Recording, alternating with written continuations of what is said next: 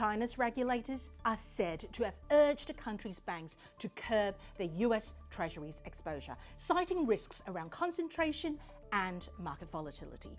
Sources close to the matter have told Bloomberg News that officials have advised financial institutions to limit the buying of US government bonds. They also told those with high exposure to pare down their positions. So, why is this a big deal?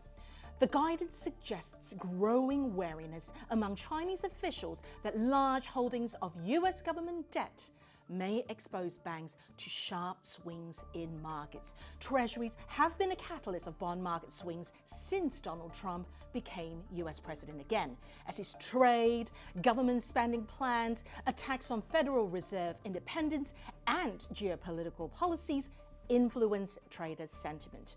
More broadly, there's also been debate about the safe haven status of US Treasuries and the appeal of the dollar as the world's reserve currency. Gold prices, for instance, have skyrocketed as some investors sought to diversify from dollar assets. All this matters because if there's any hint of large selling of Treasuries, it could push yields sharply higher and make borrowing costs more expensive in the US.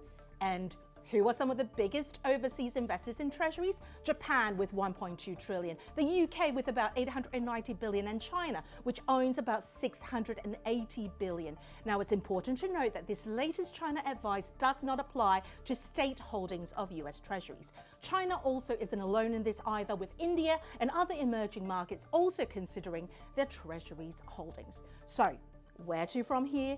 Keep a close eye on foreigners' holdings of Treasuries and what they mean for the world's biggest bond market.